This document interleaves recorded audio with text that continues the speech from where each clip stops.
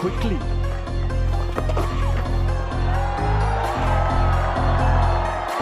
Four more. There you go. Bangladesh go on to create history. And they're all. অবশেষে 21 বছর পর পাকিস্তানের বিপক্ষে টেস্টে প্রথম জয় পেল বাংলাদেশ। 21 বছর পর অবশেষে রাওয়ালপিন্ডিতে এলো ঐতিহাসিক এই মুহূর্ত। রোববার রাওয়ালপিন্ডিতে বাংলাদেশ পাকিস্তানকে হারিয়েছে 10 উইকেটে। অথচ চতুর্থ দিন পর্যন্ত মনে হচ্ছিল এই টেস্ট ড্রয়ের পথেই এগোচ্ছে। শেষ দিনে দুর্দান্ত বোলিংয়ে চিত্রপট বদলে দেন বাংলাদেশের বোলাররা। দলকে পাইয়ে দেন রোমাঞ্চকর এক জয়। বাংলাদেশের জেতার ভিত তৈরিতে বড় ভূমিকা অবশ্য ব্যাটারদেরই।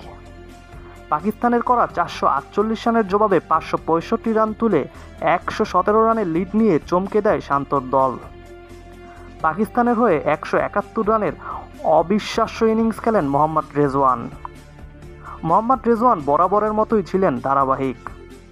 এছাড়া সাউদ শাকিল করেন 141 রান এবং 56 রান করেন সাইম আইয়ুব। বাংলাদেশের হয়ে অভিজ্ঞ মুশফিকুর রহিম খেলেন 191 রানের অনবদ্য ইনিংস।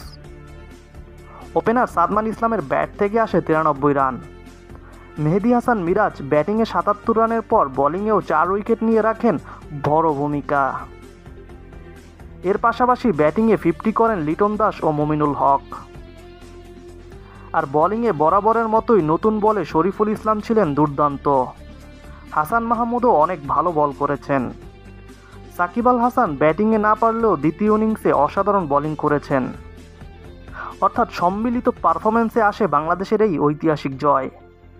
দ্বিতীয় ইনিংসে পাকিস্তান মাত্র 146 রানেই অল আউট হয়ে যায়। পাকিস্তানের হয়ে একমাত্র মোহাম্মদ রেজওয়ানই করেন 51 রান। ফলে বাংলাদেশের সামনে নতুন টার্গেট দাঁড়ায় 30 রানের। 30 রানের টার্গেটে বাংলাদেশ বিনা উইকেটে 6 ওভার 3 বলে 10 উইকেটের বড় জয় ছিনিয়ে আনে। অভিনন্দন বাংলাদেশ ক্রিকেট টিমকে, অভিনন্দন মুশফিকুর রহিমকে তার অসাধারণ ইনিংসের জন্য। আর এই ম্যাচে ম্যান অফ দ্য ম্যাচ হয়েছেন মুশফিকুর রহিম। বাংলাদেশের এই জয়ে আপনাদের কেমন লাগছে জানিয়ে দিন।